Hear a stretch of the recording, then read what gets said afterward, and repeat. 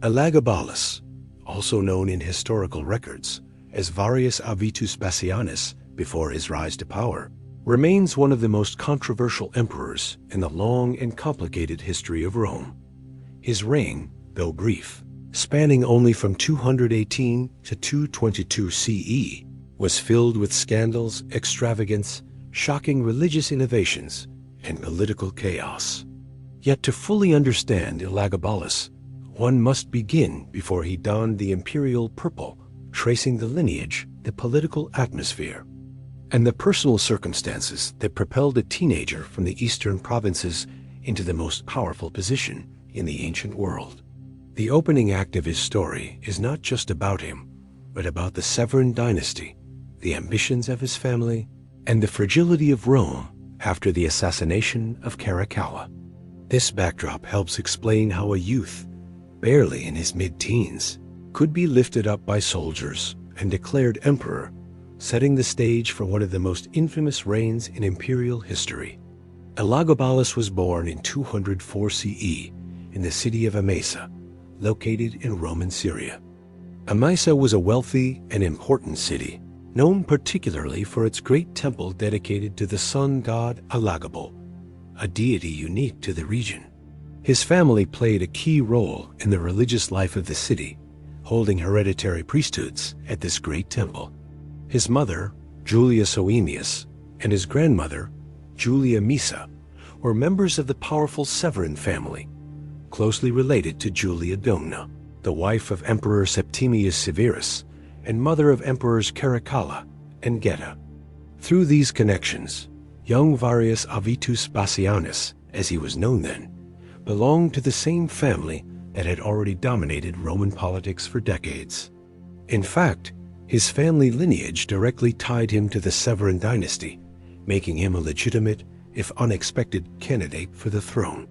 The priesthood of the god Elagabalus played a profound role in shaping his identity and future. As a hereditary priest, Bassianus grew up surrounded by the rituals, ceremonies, and mysticism of this unique Syrian cult. The god Elagabalus, symbolized by a large black stone believed to have fallen from heaven, was worshipped with elaborate rites, music, and dances, unlike the more austere practices of traditional Roman religion. Bassianus himself, serving as the high priest, became the living representative of the god on earth. This identity would later clash violently with thus Roman tradition when he carried the cult of Elagabalus to Rome and attempted to impose it upon the empire. But at this stage of his life, in Emesa, the role shaped his worldview and gave him a sense of divine authority that he would carry throughout his reign. The political environment of the early 3rd century CE was deeply unstable. The Severan dynasty, which had been established by Septimius Severus after the Year of the Five Emperors, 193 CE, was still relatively new. Septimius Severus had managed to consolidate power and expand Rome's frontiers, but his death left the empire in the hands of his two sons, Caracalla and Geta. The joint rule of the brothers quickly dissolved into rivalry, resulting in Geta's murder by Caracalla in 211 CE. Caracalla then ruled alone, cultivating an image as a warrior emperor and a ruthless ruler. His reign, however, was marked by cruelty, excessive taxation, and unpopular military campaigns. In 217 CE, Caracalla was assassinated while campaigning in the east, a plot organized by his Praetorian prefect Macrinus. Macrinus, though successful in seizing power, faced enormous challenges. He was the first emperor who was not of senatorial rank, coming instead from the equestrian class, and he lacked the legitimacy of dynastic connection to the Severans. The Roman legions, particularly those in the east who had adored Caracalla, grew restless under his leadership. His attempts at financial reform, including reducing the lavish donatives promised to the soldiers, only made him more unpopular. It was in this context of military dissatisfaction and political fragility that Julia Maesa, grandmother of Bassianus, saw an opportunity. Julia Maesa, sister of Julia Domna, had been banished from Rome after Caracalla's death. Returning to Emesa, she still commanded vast wealth and wielded significant influence. With Caracalla gone and Macrinus vulnerable, Maesa began plotting to restore her family's power. She promoted her grandson, Bassianus, not only as a Severan heir, but also as the son of Caracalla himself. Although this claim was fabricated, it proved effective. Soldiers who had once served under Caracalla were willing to accept the story that Bassianus, already prominent as a priest of the sun god, was truly Caracalla's child and rightful successor. In 218 CE, Maesa and her supporters spread this rumor widely, fueling discontent among the legions. The decisive moment came in May of 218 CE, when soldiers of the 3rd Legion Gallica, stationed near Emesa, revolted against Macrinus and declared Bassianus emperor. At this time, he was only about 14 years old. His new name, Marcus Aurelius Antoninus, was deliberately chosen to connect him to Caracalla in the Antonine dynasty, both of which carried strong prestige. The name Elagabalus, by which he is most famously remembered, came later as a reference to his Syrian deity. With the legions at his back, Bassianus now entered the dangerous world of Roman imperial politics. Macrinus, realizing the danger, attempted to suppress the rebellion. He sent forces to confront the young pretender, but the loyalty of the troops wavered. Many soldiers preferred the Severan heir, who promised a return to the generosity and warrior spirit of Caracalla. The decisive battle took place near Antioch in June 218 CE. Despite Macrinus's efforts, his forces were defeated, and he fled the battlefield. He was eventually captured and executed, bringing his short reign to an end. With Macrinus gone, Bassianus, now known officially as Antoninus, entered Antioch in triumph. His position as emperor was secured, though his youth meant that real power still rested in the hands of his grandmother Julia Maesa and his mother Julia Soemias. From the very beginning of his reign, Elagabalus defied expectations. Rome had often experienced young emperors, but never one so closely tied to an exotic Eastern cult. His position as the high priest of Elagabalus meant that his reign would be shaped not only by politics, but by religion. He soon made it clear that he intended to elevate the Syrian sun god above all others, even Jupiter, the chief deity of Rome. This decision would ultimately prove disastrous for his popularity among the Roman elite. But at first, the empire looked to the young emperor with curiosity and hope, eager to see whether he could restore the Severan dynasty and provide stability after the failures of Macrinus. When Elagabalus began his journey to Rome, he traveled with all the grandeur of an Eastern monarch. Accompanied by his mother, grandmother, and a large entourage of priests, he carried with him the sacred black stone of Elagabalus, the central symbol of his cult. This stone, housed in a lavish chariot, was paraded in ceremonies as the embodiment of the god.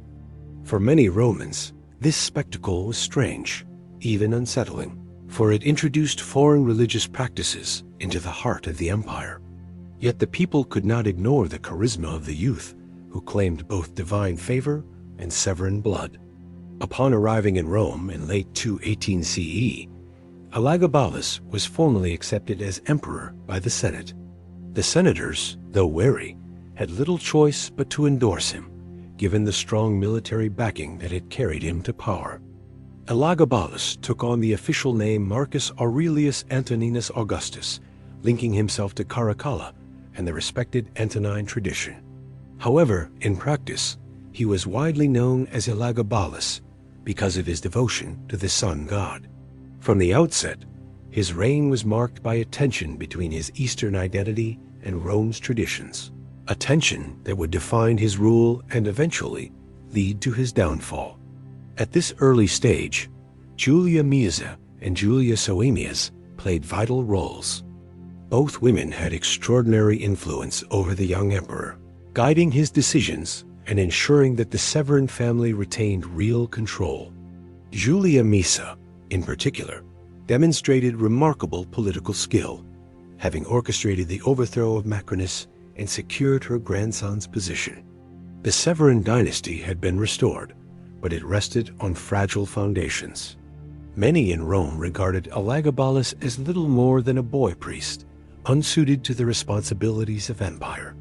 Nevertheless, for the time being, he was the legitimate ruler of Rome, and his reign had begun. Elagabalus's early policies revealed both his unusual background and his inexperience. One of his first acts was to appoint loyal family members and Eastern associates to high positions, sidelining many traditional Roman elites. This angered the senatorial class, who saw their influence diminished. At the same time, Elagabalus lavished rewards on the soldiers who had supported his rise, ensuring their loyalty with donatives and privileges. He also engaged in lavish public spectacles, games, and distributions, trying to win the favor of the Roman people. Yet beneath these gestures, a growing sense of unease spread among the elites, who viewed him as a foreign interloper, more devoted to strange gods than to Rome's traditions. The religious innovations of Elagabalus soon became apparent. Determined to elevate the Syrian sun god to the highest status, he announced plans to build a grand temple in Rome dedicated to Elagabal.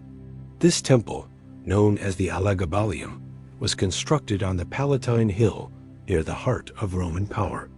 He also began introducing foreign rites into the city, including elaborate processions in which the sacred stone of Elagabal was paraded through the streets.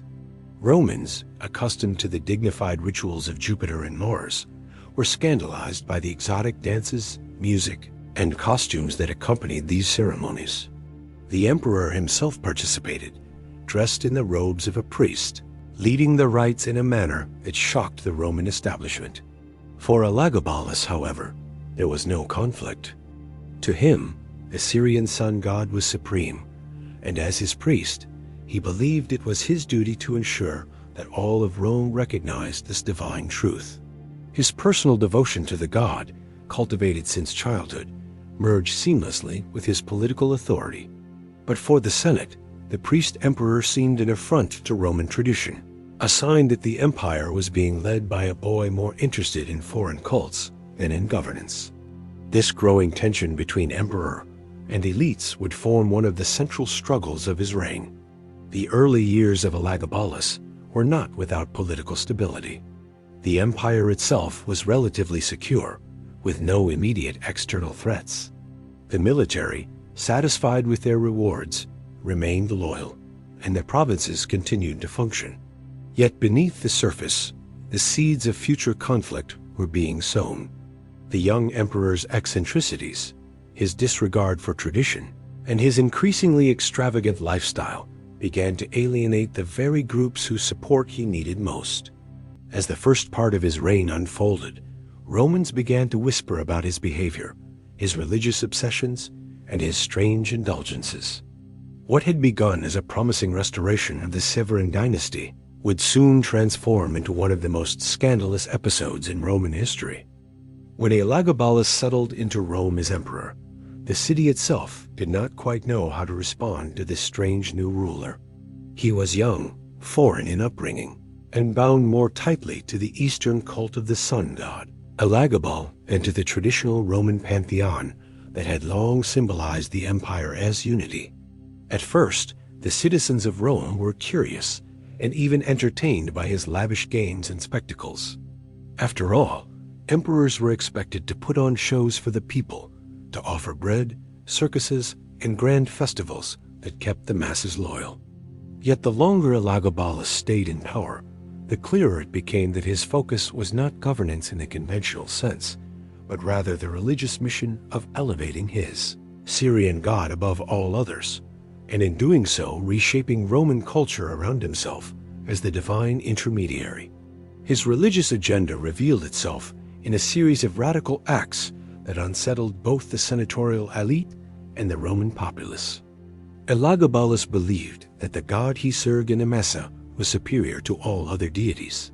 Even Jupiter Optimus Maximus, the supreme god of the Roman pantheon, who had long stood at the pinnacle of Roman state religion. To manifest this belief, Elagabalus ordered the construction of an enormous temple dedicated to Elagabal on the Palatine Hill. The site was significant, for it was not far from the imperial palace itself, symbolizing the closeness of emperor and god.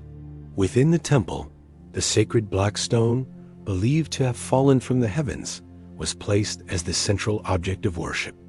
This was no minor shrine or auxiliary cult. It was intended to be the new center of Roman religion. The ceremonies associated with Elagabal were unlike anything Romans had seen before. Great processions wound through the city, led by the emperor himself, dressed not in the armor of a Roman general or the toga of a senator, but in the elaborate silken robes of an Eastern priest. Musicians played exotic instruments. Chanting priests and dancers accompanied the sacred stone, which was paraded in a grand chariot drawn by horses. Elagabalus would walk backward before the chariot, guiding it as the living high priest of the god. To the traditional Roman mind, this was shocking. An emperor was supposed to oversee religion, but not debase himself as a participant in such strange foreign rites. What Elagabalus saw as divine service, Romans interpreted as humiliation and sacrilege. But his ambitions did not stop there. Elagabalus sought to integrate the worship of his god into the heart of Roman life by marrying Elagabal to the most revered goddesses of Rome. He arranged symbolic marriages between the black stone and figures like Minerva, or even Vesta, the virgin goddess whose cult symbolized the eternal flame of Rome. These rituals symbolized the supremacy of Elagabal and the subordination of Rome's traditional gods to his Syrian deity. To Romans, this was not merely unorthodox, but offensive, a direct challenge to the sacred traditions that had defined their society for centuries. It was one thing to import foreign gods into Rome. This had been done before with Cybele, Isis, and others, but never had a foreign god been elevated above Jupiter or merged into the very foundations of Roman religious life. The Senate, in particular, bristled under these changes. Senators had long regarded themselves as the guardians of Roman tradition, even if emperors wielded ultimate authority. The audacity of a teenage emperor from Syria, imposing his provincial cult upon the heart of Roman religion, struck them as deeply insulting. Yet open resistance was difficult, for the emperor still had the loyalty of the legions and the Praetorian Guard, at least for the moment. Instead, resentment simmered beneath the surface, with whispered criticisms and growing hostility toward the young ruler. Elagabalus's behavior in other aspects of life only deepened the disdain. He was notorious for extravagance and indulgence. Ancient sources, often hostile to him, portray a ruler obsessed with luxury, sexual excess, and shocking displays of wealth. He hosted lavish banquets in which the guests were drowned in food and drink, tables piled with exotic dishes from across the empire. Some accounts, colored by the hostility of historians, such as Cassius Dio and Herodian, claim that he played cruel jokes on guests, serving them waxfruit's fake meals or foods, so overwhelming in quantity that attendees suffocated under the weight of excess. Whether entirely true or exaggerated for effect, these stories reveal how Elagabalus became remembered as a ruler of indulgence, more interested in shocking decadence than in sober governance. The emperor's personal life became another subject of controversy. He married multiple times, including to a Vestal Virgin named Aquilia Severa. This act, in particular, scandalized Rome, for Vestal Virgins were sworn to chastity and symbolized the purity and safety of the city itself. To marry one was seen as a profanation, an offense against both religion and the state. Elagabalus defended the marriage, claiming that the union would produce divine children worthy of ruling the empire. But Romans could not accept such reasoning. To them, it was sacrilege. This, combined with his tendency to divorce and remarry quickly, made him appear reckless and impious. His relationships with men also provoked comment and criticism. Ancient sources describe him taking male lovers openly, even elevating one charioteer named Heracles to a position of power within the palace. He was accused of behaving in ways considered inappropriate for a Roman man of his station, allowing himself to be treated as though he were a woman. While some of these accounts are likely exaggerated by hostile senators eager to tarnish his reputation, there is little doubt that Elagabalus defied traditional Roman gender norms and expectations of masculinity. For the conservative elite, this was yet another reason to despise him. The Praetorian Guard, too, began to grow restless under his rule. At first, they had supported his rise, lured by donatives and the promise of a Severan heir.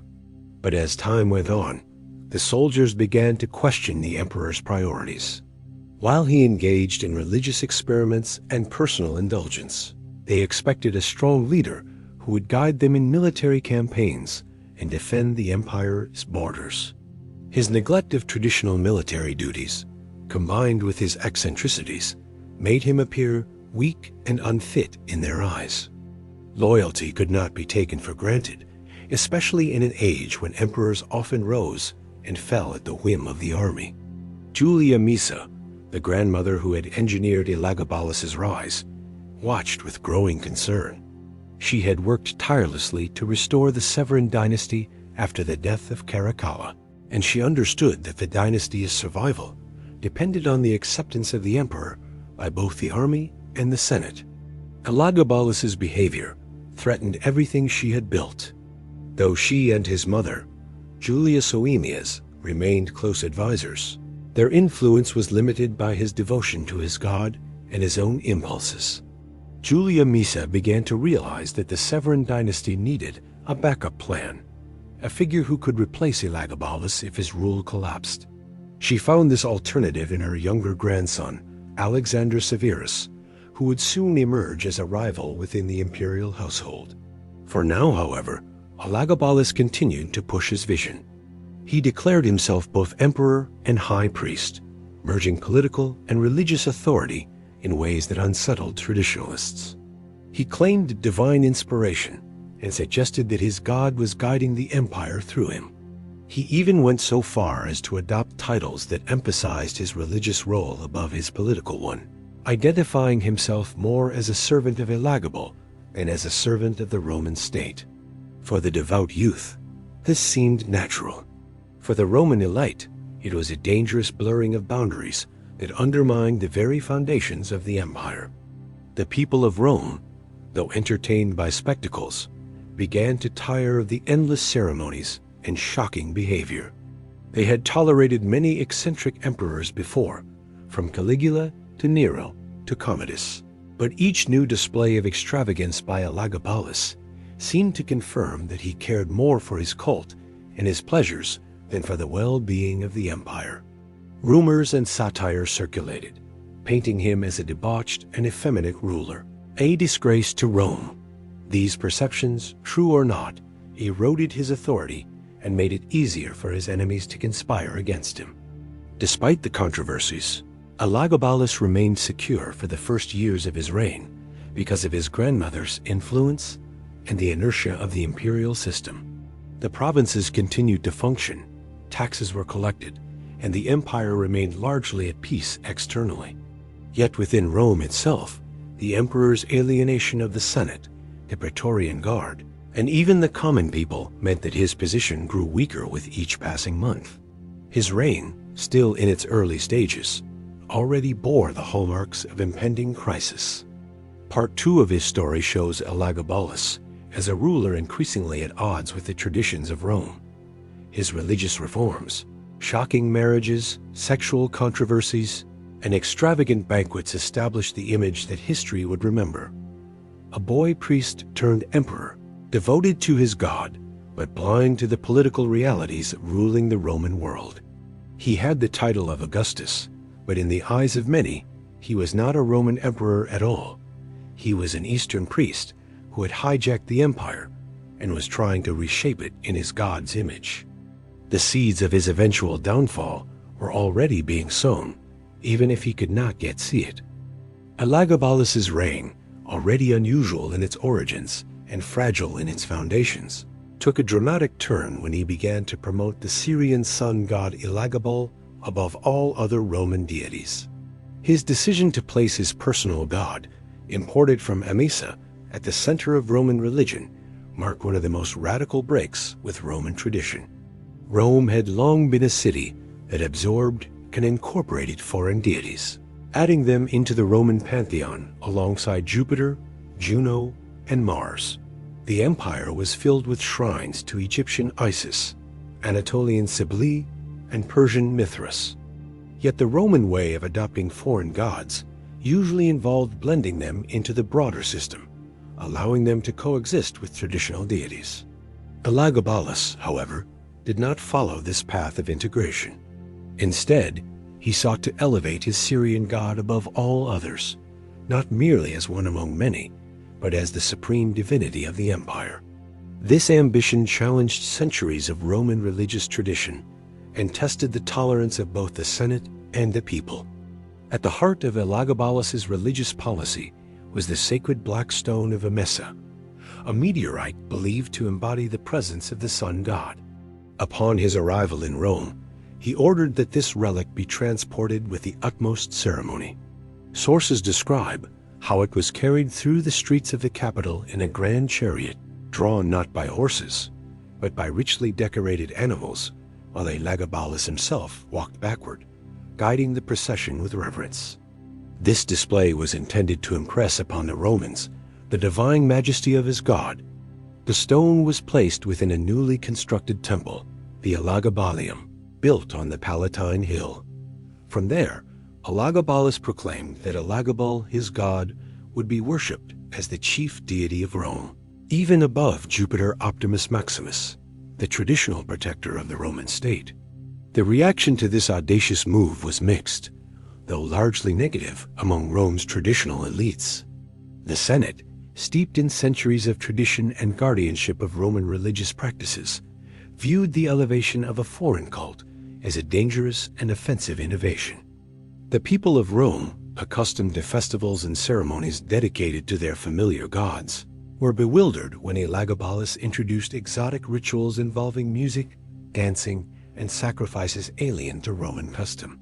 Priests dressed in Syrian garments performed rites in the new temple, clashing with the conservative expectations of the Romans. Even more shocking was Elagabalus's decision to marry his god to other deities of the Roman pantheon, a symbolic gesture meant to unite religions, but interpreted as a sacrilegious mockery. He declared, for instance, that Elagabal would be wed to Vesta, the virgin goddess of the hearth. This symbolic union appalled many Romans, who saw it as a violation of Vesta's sanctity and an affront to Roman tradition. Elagabalus's devotion to his god went beyond temple construction and ceremonial processions. He actively sought to reorder the hierarchy of gods, demanding that senators and priests show reverence to Elagabal as the supreme deity. Ancient sources such as Cassius Dio and Herodian, who were not sympathetic to Elagabalus, accused him of attempting to abolish the old religion entirely. Although these accounts may exaggerate, it is clear that his religious policies alienated the traditional power structures of Rome. By displacing Jupiter from his role as chief protector of the state, Elagabalus was not merely promoting his personal beliefs, he was undermining the ideological foundations of Roman political authority. For centuries, the authority of the emperor had been linked to the Pax Deorum, the peace with the gods maintained through proper worship. Elagabalus's disruption of this balance threatened the very legitimacy of his rule. Alongside his religious innovations, Elagabalus became infamous for his personal behavior, which the sources describe in scandalous detail. Roman historians painted him as a man of extreme indulgence, driven by desires that defied both Roman values and conventional morality. He was accused of extravagant banquets that rivaled the most decadent days of Nero and Commodus, feasts where rare dishes and exotic delicacies were served in excessive abundance. The young emperor reportedly delighted in shocking the senators and nobles invited to his banquets, offering them food dyed in strange colors or serving them dishes filled with unexpected ingredients. Such stories, whether exaggerated or not, cemented his reputation as a ruler detached from Roman norms. But it was not only his feasting habits that drew criticism. Elagabalus's sexual behavior scandalized Rome in ways that surpassed even the most notorious emperors before him. Ancient sources claim that he took multiple wives and mistresses, married and divorced frequently, and even married a Vestal Virgin named Aquilia Severa. This union, justified by Elagabalus as a symbolic merging of his god with Vesta, horrified the Romans, as Vestals were bound by vows of chastity central to the safety of the state. Such an act was viewed not only as immoral, but as a direct threat to the sacred traditions that underpinned Roman society. Beyond his marriages, Elagabalus is remembered for behaviors that later commentators described in terms of gender and sexuality that challenged Roman norms. He was said to have dressed in women's clothing, painted his eyes, and sought to be addressed with feminine titles. He allegedly offered large sums of money to physicians who could surgically alter his body to resemble that of a woman. He is even said to have taken male lovers openly and requested to be called lady rather than lord. While ancient historians often portrayed these actions with disdain and mockery, modern scholars have debated their meaning, suggesting that Elagabalus may represent one of the earliest recorded figures whose gender identity did not conform to traditional expectations. Regardless of interpretation, what is clear is that his personal life deeply unsettled the Roman elite, who saw his behavior as undermining the dignity of the imperial office. The political consequences of Elagabalus's personal and religious choices were severe. The Roman army, whose support was essential to the emperor's survival, grew increasingly restless. Soldiers were unimpressed by his foreign religious practices and outraged by his attempts to reduce the ria, traditional privileges in favor of funding his religious ceremonies. The Praetorian Guard, in particular, became disillusioned. These elite soldiers had been instrumental in placing Elagabalus on the throne, but as his behavior became more erratic, their loyalty wavered.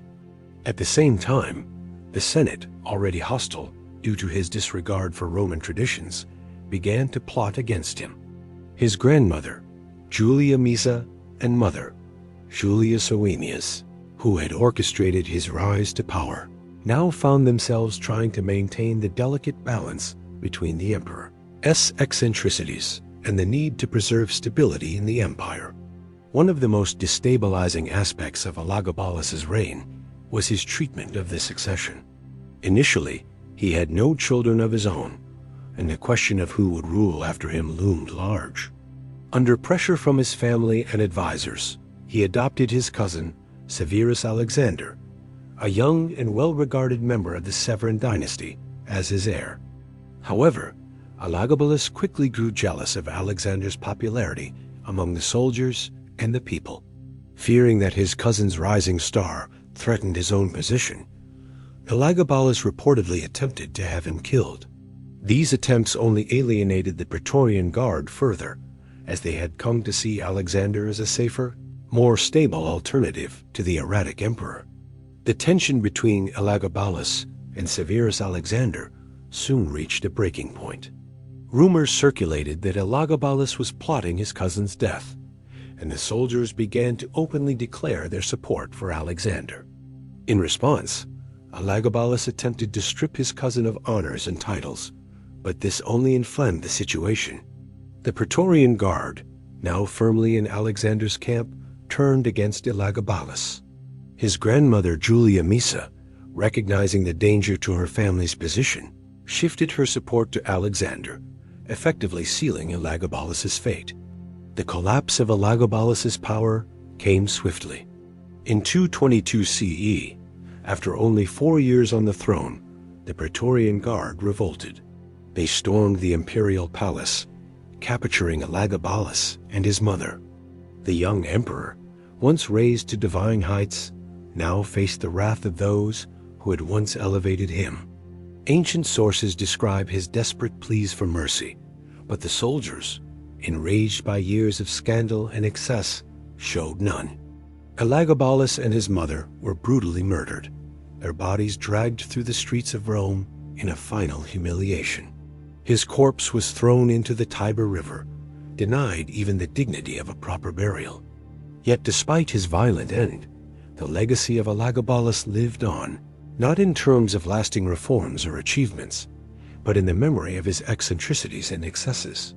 Roman historians, writing in the aftermath of his reign, painted him as a cautionary tale of what happened when an emperor abandoned Roman tradition and indulged in personal whims to the detriment of the state. For centuries afterward, his name was synonymous with decadence, immorality, and religious fanaticism. He was remembered less as a political figure and more as a symbol of the dangers of imperial absolutism unchecked by tradition. Modern scholarship has attempted to reassess Elagabalus, moving beyond the scandalous portrayals of ancient sources.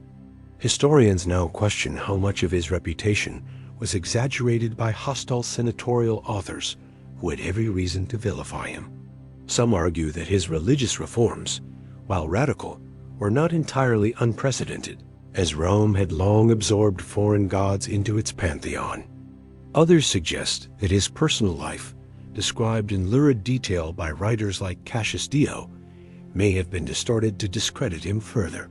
The accusations of effeminacy, and gender nonconformity in particular, fit into a broader pattern of Roman historians using sexuality as a political weapon against emperors they disliked.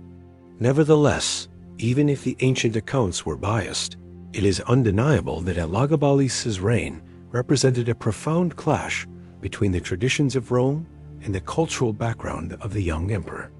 Raised in Syria, surrounded by the cult of Elagabal, he attempted to transplant his world into the heart of the Roman Empire.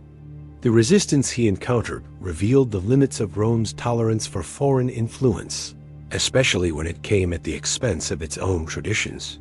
Elagabalus may have dreamed of uniting Rome and Syria under a single divine order, but his vision was too radical, too disruptive, and too poorly executed to survive. In the end, Elagabalus's reign serves as a striking example of the fragility of imperial power in Rome. Despite being emperor, he was ultimately dependent on the loyalty of the army, the support of his family, and the acceptance of Roman traditions. When he alienated all three, his downfall became inevitable. His cousin Severus Alexander, who succeeded him, would restore a sense of stability, though the Severan dynasty itself was already weakening. Elagabalus' 4 years on the throne remain one of the most dramatic and controversial episodes in Roman history, a story of ambition, eccentricity, and the tragic fate of a young ruler who sought to reshape Rome in his own image, but was destroyed by the very forces that had placed him on the throne. Elagabalus' reign entered a more precarious stage as the novelty of his eccentricities wore off and the true consequences of his policies began to weigh on the empire. By the 3rd year of his rule, the Roman elite, the people of Rome, and especially the military, had grown weary of his shocking displays, his radical religious reforms, and his seeming indifference to the dignity of the imperial office. What had once been tolerated as youthful extravagance began to be viewed as dangerous incompetence. The young emperor's refusal to conform to Roman expectations increasingly alienated the very groups whose loyalty was vital to his survival. This period of his reign marked by growing hostility, conspiracies, and constant attempts to shore up his power offers a sobering lesson in how quickly imperial legitimacy could unravel when the balance between tradition and innovation was shattered. The emperor's religious program continued to dominate his reign, and it became even more provocative. Having established the Elagabalium as the temple of his god on the Palatine Hill, Elagabalus sought to integrate his deity into the fabric of Roman state religion. Yet rather than compromise with Rome's traditions, he doubled down on his assertion that Elagabal was the supreme god of the empire. He demanded that senators and priests participate in rituals that many considered barbaric. Exotic music and ecstatic dancing filled the ceremonies, accompanied by animal sacrifices performed according to Syrian custom. Priests from the east, dressed in flamboyant robes, paraded through Rome's streets in stark contrast to the sober dignity of Roman religious officials. Each festival became a spectacle designed to elevate Elagabalus above Jupiter and the other Roman gods. For conservative Romans, these displays were nothing short of blasphemy.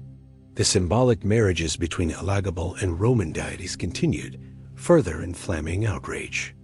Elagabalus declared unions between his god and Minerva, between Elagabalus and Astarte, and most scandalously, the repeated declaration that Elagabalus was joined to Vesta, undermining the sanctity of the goddess's eternal virginity. Elagabalus's efforts to reshape Roman religion were matched by his personal behaviors, which shocked Roman sensibilities at every turn. Ancient historians, hostile to his memory, filled their accounts with lurid details. The emperor dressed in women's clothing, wore wigs and makeup, and sometimes appeared in public as a priestess rather than as a Roman emperor. He was said to host banquets where guests were buried under showers of rose petals, sometimes to the point of suffocation, or served food so disguised in color and presentation that no one knew what they were eating. These anecdotes, while perhaps exaggerated, conveyed a deeper truth. Elagabalus used his position not to reinforce Roman ideals of dignity, masculinity, and discipline, but to overturn them in favor of theatrical excess. In doing so, he exposed himself to ridicule and eroded the respect that traditionally surrounded the office of emperor. What most alarmed Rome's elite, however, was not the feasts or clothing, but the emperor's marriages. The union with the Vestal Virgin Aquilia Severa had already caused outrage, but Elagabalus persisted in marrying, divorcing, and remarrying with astonishing frequency. Each marriage was a political act, often justified as a religious gesture, but in practice it only further destabilized his image. His unions with noble Roman women from prestigious families were brief and often scandalous. The constant shifting of imperial consorts insulted Rome's aristocracy, who saw their daughters used as pawns in the emperor's eccentric games. To make matters worse, he flaunted his relationships with male lovers as openly as his marriages, granting them honors and positions of influence. One particularly notorious favorite, the charioteer Heracles, was said to wield more power in the palace than senators or generals. Such actions inflamed resentment among the Roman ruling class, who saw their influence diminished in favor of foreign priests, entertainers, and lovers. Amidst these scandals, political governance suffered. The emperor, more interested in religious ceremonies and personal indulgences, neglected the administration of the empire.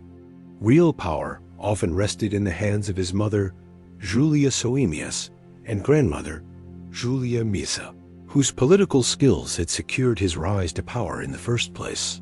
Yet even their influence could not fully contain the damage caused by Elagabalus's behavior. Julia Maesa, in particular, began to see the growing danger. Her family's position depended on maintaining the Severan dynasty's hold on power. If Elagabalus continued to alienate the military and the Senate, the dynasty itself could collapse. To safeguard their legacy, she turned her attention to Severus Alexander, her other grandson, whose popularity was rising steadily. Severus Alexander, younger and more reserved, represented everything Elagabalus was not. He was modest, respectful of Roman traditions, and untainted by scandal. Soldiers admired him, senators viewed him as a potential return to stability, and even the people of Rome found in him a figure more relatable than the eccentric emperor. Elagabalus recognized the threat. Though he had adopted Alexander as his heir under pressure from his grandmother, he quickly regretted the decision. Jealousy consumed him as he realized that Alexander was becoming the focus of loyalty within the empire. The more Elagabalus indulged in behavior that scandalized Rome, the more Alexander's popularity grew by contrast. The emperor's jealousy soon turned into paranoia. He began to suspect that Alexander was plotting against him, though in reality it was Julia Maesa and others who were quietly positioning Alexander as the alternative should Elagabalus fall. The emperor attempted to undermine his cousin by spreading rumors, stripping him of titles, and limiting his public appearances. At times, he considered having Alexander executed, but each attempt was thwarted by the refusal of the Praetorian Guard to carry out the order. The Guard had come to admire Alexander and would not allow harm to come to him. This refusal demonstrated just how far Elagabalus's authority had eroded. For an emperor to issue commands that were openly disobeyed by his own guards was a sign that his power was slipping from his hands. The discontent among the Praetorians was matched by growing conspiracies within the Senate. Senators, long offended by the emperor's disdain for tradition, began to plot his removal. While few dared to act openly, the knowledge that the army was no longer firmly behind Elagabalus emboldened his opponents. Rome became a city filled with whispers of plots, rumors of assassination, and quiet meetings of disaffected elites.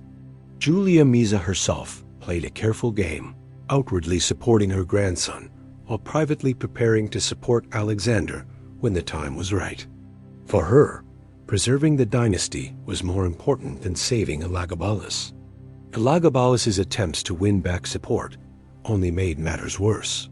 He organized increasingly elaborate religious festivals, hoping that spectacle would secure loyalty. These events drained the treasury, as vast sums were spent on sacrifices, feasts, and processions. At a time when the empire faced economic strain, the emperor's extravagance appeared irresponsible. Moreover, his efforts to reform the army's pay, reducing some of the privileges granted under previous emperors, further alienated the soldiers. The very men who had once secured his throne were now embittered against him. Without the loyalty of the military, no emperor could hope to survive. Tensions came to a head in 221 CE when Elagabalus demanded that the Praetorian Guard swear an oath of loyalty to him over Alexander. The soldiers, however, refused. They openly declared their support for Alexander, cheering him in the camps and demanding his elevation. Enraged, Elagabalus attempted once more to have his cousin executed, but the Praetorians stood firm in their defense of Alexander. The emperor, humiliated, was forced to retreat. His loss of authority was complete. The Praetorian Guard, once the cornerstone of his power, now viewed him as an obstacle to stability rather than the source of it. By this stage, the city of Rome itself had turned against him. Ordinary citizens mocked his ceremonies and whispered about his scandals. The aristocracy despised him for humiliating their daughters and elevating his lovers. The Senate despised him for his disregard of Roman traditions. The army despised him for tampering with their privileges and insulting their loyalty. Even his own family was preparing for his removal. Elagabalus, once lifted to the throne by the enthusiasm of soldiers and the careful planning of his grandmother, now stood isolated at the center of a web of hostility. The 4th year of his reign thus marked the beginning of the end. His world, once dominated by processions of priests, showers of flowers, and the worship of his Syrian god, was crumbling around him. Yet Elagabalus remained defiant. He continued to preside over ceremonies in the Elagabalium, continued to dress in ways that shocked Roman sensibilities, and continued to place personal indulgence above political necessity. His refusal to adapt or compromise sealed his fate. The empire, weary of scandal and desperate for stability, was ready to embrace Severus Alexander as its new emperor. All that remained was for the Praetorian Guard to act. The 5th chapter in the reign of Elagabalus was marked by mounting paranoia, collapsing legitimacy, and an increasingly desperate struggle to maintain his grip on the empire. By the year 221 CE, the young emperor had exhausted the patience of nearly every group upon which his power depended. The Senate no longer respected him, the Roman populace mocked him, the army despised him, and his own family maneuvered behind his back to secure a successor more palatable to Roman tradition. The adoption of Severus Alexander as his heir, initially conceived as a gesture to stabilize the dynasty, had backfired catastrophically. Alexander's popularity soared as Elagabalus's scandals multiplied, and the young cousin became the rallying point for those seeking to rid the empire of its eccentric ruler. The stage was set for one of the most traumatic and humiliating downfalls in Roman imperial history. Elagabalus's jealousy of Alexander grew obsessive. He saw in his cousin not merely a rival, but a living reminder of his own unpopularity. Every cheer for Alexander in the barracks, every respectful nod from the Senate, every whispered rumor among the people reinforced Elagabalus's sense of isolation. At court, his paranoia became evident. He accused senators of conspiring with Alexander, dismissed officers suspected of disloyalty, and surrounded himself with astrologers and diviners who promised to reveal plots against him. These astrologers, eager to feed his insecurities, often named high-ranking officials as potential traitors. The result was a climate of fear within the imperial household, where courtiers and generals alike dreaded the emperor's suspicions. The Praetorian Guard, who once served as Elagabalus's shield, increasingly shifted their loyalty to Alexander. The Guard admired the young cousin's composure and saw in him the promise of stability. In contrast, Elagabalus's behavior continued to alienate them.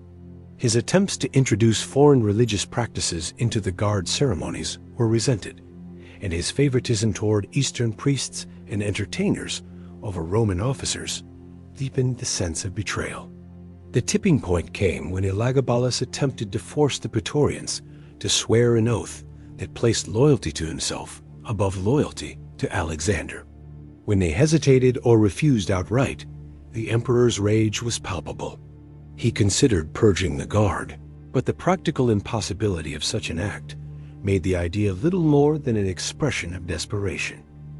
The emperor had lost control over the very soldiers who ensured his rule. Despite his growing unpopularity, Elagabalus did not abandon his religious agenda. If anything, he pursued it with greater fervor, as though the glory of his god could compensate for the collapse of his authority. In 221 and 222 CE, he organized even more elaborate festivals in honor of Elagabal. These ceremonies featured processions through Rome, where the sacred black stone was paraded in gilded chariots, accompanied by exotic music and dancers. The emperor himself often dressed as a priestess, performing rites that scandalized conservative Romans. The symbolic marriages of Elagabal to Roman deities continued, further outraging the religious establishment. The more Rome rejected him, the more Elagabalus doubled down on presenting himself as the divine representative of his god. This cycle of rejection and defiance only deepened his isolation. In his private life, Elagabalus remained as provocative as ever. Ancient sources describe him taking on roles traditionally reserved for women, appearing in public with cosmetics and wigs, and even offering vast sums of money to physicians who could surgically alter his body. He is said to have asked to be addressed as lady or queen, a request that scandalized Roman masculinity. His relationships with male lovers continued, with the charioteer Heracles and others enjoying influence within the palace. His marriages remained unstable, with Aquilia Severa restored as his wife, despite the outrage caused by her status as a Vestal Virgin. Each of these choices fed into the narrative, cultivated by senators and historians, that the emperor was unfit to rule. Whether or not the ancient accounts exaggerated his behavior, they captured the perception of a ruler who defied every expectation of Roman leadership. Julia Maesa, ever the political strategist, saw the danger clearly. She had raised Elagabalus to power, but now she recognized that his behavior threatened not only himself, but the Severan dynasty as a whole. The Severans had built their legitimacy on military success and the legacy of Septimius Severus, but Elagabalus's reign had eroded that foundation. To preserve her family's hold on the throne, she shifted her support more openly to Severus Alexander. Her maneuvering was subtle at first, but as the crisis deepened, it became undeniable. She ensured that Alexander was presented as a model of Roman virtue, respectful, modest, and devoted to traditional gods. By contrast, Elagabalus was increasingly portrayed as the embodiment of everything Rome feared in a foreign tyrant. The juxtaposition was devastating. Even those who had once tolerated Elagabalus began to whisper that Alexander was the rightful heir. The tension within the imperial court reached a breaking point when Elagabalus, consumed by jealousy, attempted to revoke Alexander's honors and titles. He stripped his cousin of certain privileges, barred him from appearing in public, and surrounded him with guards loyal to himself. Yet these efforts only confirmed to the Praetorians that Elagabalus intended to eliminate Alexander. Their response was defiance. Rather than abandoning Alexander, they increased the protection of him. Reports suggest that soldiers openly declared that they would defend Alexander against any threat, even if it came from the emperor himself. Such open defiance was unprecedented. The emperor's commands were no longer absolute, and the Praetorian Guard had effectively placed themselves in opposition to him. In a last attempt to assert control, Elagabalus summoned the Praetorians to the palace and demanded that they swear loyalty exclusively to him. The soldiers, however, refused. Their chants for Alexander echoed through the palace halls. Enraged, Elagabalus ordered that Alexander be executed immediately, but the guards refused to carry out the command. Instead, they turned on the emperor. Julia Maesa, ever the pragmatist, reportedly urged her grandson to accept the inevitable and prepare for his end. The Praetorians stormed the palace, surrounding Elagabalus, his mother Julia Maesa, and their attendants.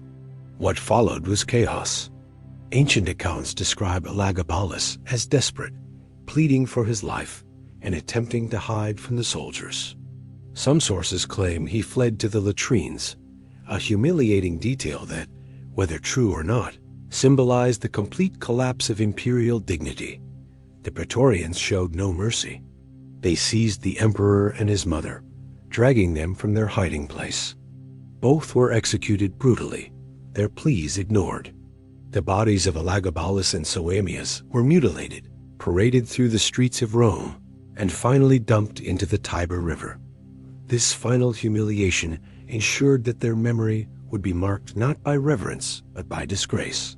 The death of Elagabalus was followed by the swift elevation of Severus Alexander to the throne. The transition was welcomed by almost every faction in Rome. The Senate breathed a sigh of relief, the people rejoiced, and the army proclaimed loyalty to the new emperor. Elagabalus's reign, which had lasted only 4 years, was erased as quickly as it had begun. His temples were dismantled, his god Elagabal relegated to obscurity, and his name subjected to damnatio memoria, the Roman practice of condemning an emperor's memory. In official records, it was as if Elagabalus had never existed. Yet the stories of his eccentricities and scandals endured, passed down by historians eager to portray him as the ultimate example of imperial decadence. For centuries afterward, Elagabalus's name evoked images of excess, effeminacy, and religious fanaticism. Roman authors used him as a cautionary tale, a symbol of what happened when an emperor placed personal indulgence above the responsibilities of rule. His downfall illustrated the limits of imperial power. No matter how absolute an emperor appeared, he remained vulnerable if he lost the support of the army, the Senate, and the people. Elagabalus' reign thus stands as one of the most striking examples of how quickly the balance of power could shift in Rome. From a triumphant acclamation by the legions of Syria to a violent death at the hands of his own guards, his life encapsulated the volatility of the Roman imperial system. Modern historians, while acknowledging the biases of ancient sources, continue to debate the true nature of Elagabalus's reign. Some argue that he has been unfairly maligned by senatorial writers who exaggerated his scandals to discredit him. Others see in him a figure whose genuine attempt to introduce a new religious order was doomed by its incompatibility with Roman traditions. Still others view his personal life as evidence of a complex identity that challenged the rigid gender norms of his time. Whatever the truth, Elagabalus remains one of the most fascinating and controversial emperors of Rome or ruler, whose brief reign left an outsized legacy of scandal, spectacle, and tragedy. The 5th year of his story, therefore, is not merely a tale of downfall, but of inevitability. The emperor had isolated himself from every source of power that sustained him. His reliance on spectacle could not replace the loyalty of the army. His devotion to his god could not overcome the hostility of the Senate. His indulgences could not win the affection of the people. In the end, Elagabalus was a boy emperor who sought to remake Rome in his own image, but was destroyed by the very structures that had elevated him. His violent death was both a personal tragedy and a political necessity, clearing the way for a restoration of stability under Severus Alexander. Yet the memory of his eccentric reign would haunt Roman history for centuries, a reminder of the dangers of excess, the fragility of power, and the thin line between divine ambition and mortal ruin. The death of Elagabalus in 222 CE did not mark the end of his story. In many ways, it was only the beginning of a far longer legacy, one that would be shaped not by his own actions, but by the ways in which others chose to remember him. For the Romans who survived him, Elagabalus was a cautionary tale, a vivid demonstration of what could happen when a boy from the East, untamed by Roman traditions, dared to impose his own will upon the empire. For ancient historians, he was an irresistible figure, his eccentricities offering endless material for moralizing narratives. And for later generations, he became one of the most notorious emperors of antiquity, a name synonymous with decadence, perversity, and the dangers of absolute power in the hands of the unprepared. Yet in the modern era, Elagabalus has been reevaluated, not only as a failed emperor, but also as a human being who challenged the norms of his society in ways that remain strikingly relevant today. The immediate aftermath of his assassination revealed the Romans' desire to erase his reign from memory. Severus Alexander, who succeeded him, quickly moved to dismantle the institutions and symbols associated with his cousin.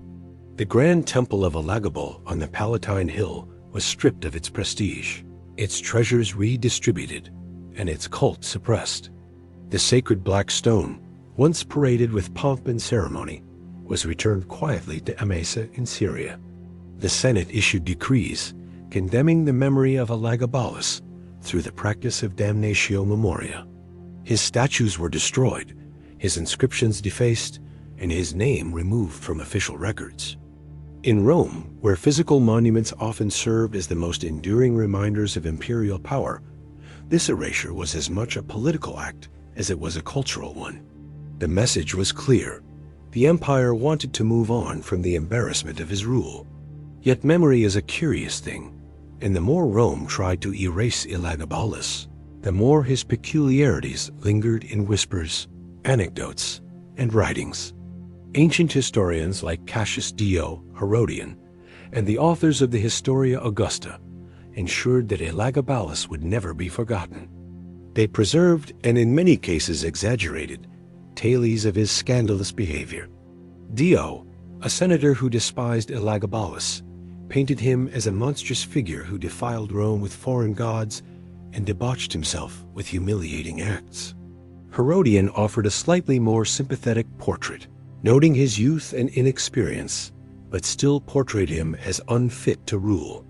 The Historia Augusta, written later in the 4th century, embellished his story with lurid details, many of which were likely inventions designed to shock readers and reinforce a moral lesson.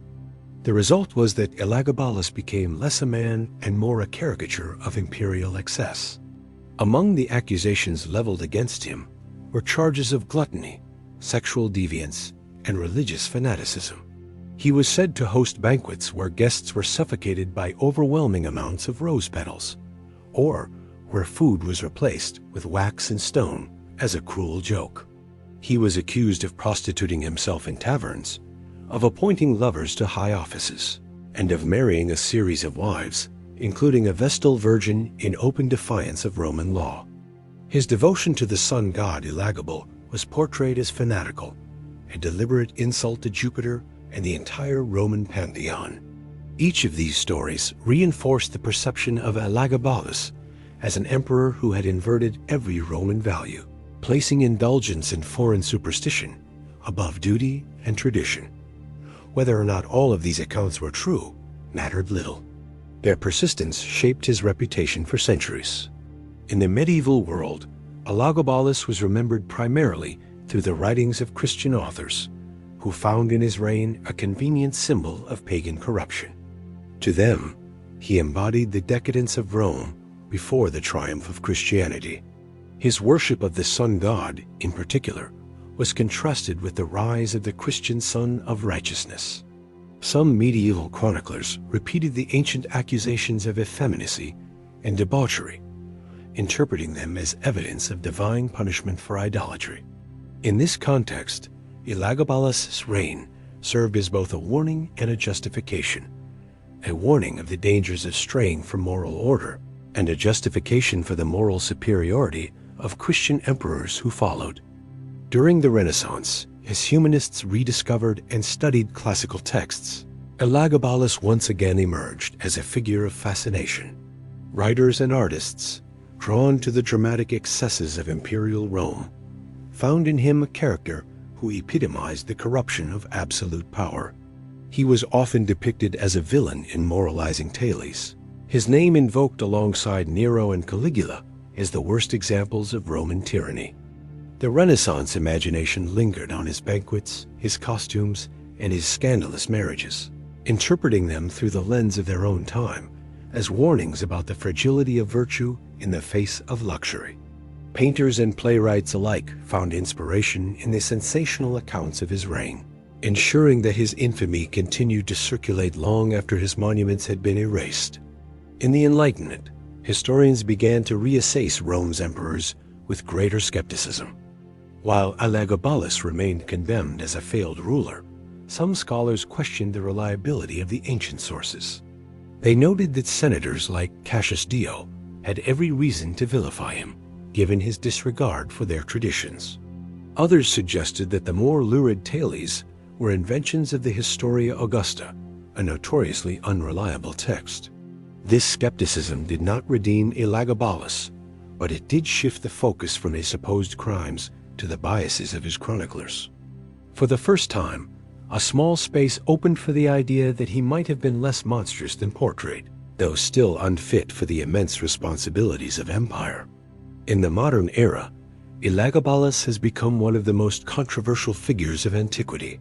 Historians continue to debate the accuracy of the ancient accounts, but what makes him particularly fascinating today is the way his personal life intersects with contemporary discussions of gender and identity. Ancient sources describe him as adopting feminine roles, wearing women's clothing, using cosmetics, and even requesting medical assistance to transition physically. While the language of antiquity cannot be mapped directly onto modern concepts, some scholars have interpreted Elagabalus as a transgender or gender non-conforming figure. Others caution against imposing modern categories onto ancient lives, but even so, the emperor has become a symbol of sorts for discussions about the diversity of human identity across history. Beyond his personal life, modern historians also see in Elagabalus a ruler who attempted a radical religious reform. His elevation of the Syrian sun god, Elagabal to the head of the Roman pantheon, was not merely personal devotion, but a deliberate attempt to reshape the empire as spiritual order. While this effort ultimately failed, it foreshadowed later developments. A century after Elagabalus, Aurelian would successfully institute the cult of Sol Invictus, another sun god, as Rome's supreme deity. Some historians argue that Elagabalus's innovations laid the groundwork for this later reform, even if his execution of the idea was fatally flawed. In this sense, his reign can be seen not only as scandalous, but also as prophetic, a glimpse of the religious transformations that would define the late empire. Popular culture has also embraced Elagabalus as a figure of intrigue. Novels, plays, and films have depicted him as the ultimate decadent emperor, reveling in excess and perversity. His name has appeared in literature as a shorthand for corruption, while artists have drawn inspiration from the lurid stories of his banquets and costumes. In the 19th and 20th centuries, particularly in the decadent and symbolist movements, Elagabalus was reimagined as a tragic figure whose rebellion against convention made him both alluring and doomed. Writers like Antonin Artaud portrayed him as a visionary martyr to his own desires, suggesting that his failure lay not in immorality, but in being too radical for his time.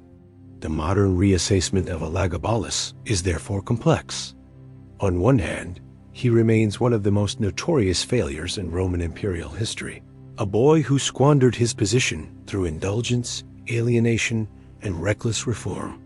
On the other hand, he has become a symbol of individuality, challenging the rigid structures of Roman society in ways that resonate with modern audiences. His story is not simply one of condemnation, but also of curiosity. How did a teenager from Syria, raised in a world of Eastern gods and aristocratic ambitions, come to sit on the throne of Rome?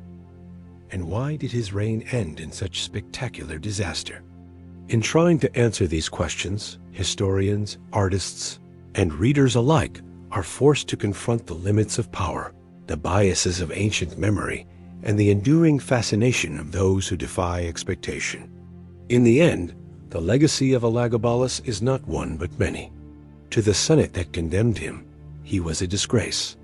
To the soldiers who killed him, he was a failed emperor. To the historians who chronicled him, he was a cautionary tale. To the Christians who remembered him, he was a symbol of pagan decadence. To the Renaissance and Enlightenment, he was a figure of fascination and moral failure. And to the modern world, he is both a notorious tyrant and a complex human being whose identity, ambition, and tragedy challenge our understanding of Rome and of history itself. His memory, once condemned, endures precisely because it is impossible to erase. In every retelling, whether hostile or sympathetic, Elagabalus remains one of the most unforgettable figures of the Roman Empire, a boy who dreamed of remaking the world and who instead became its most scandalous emperor.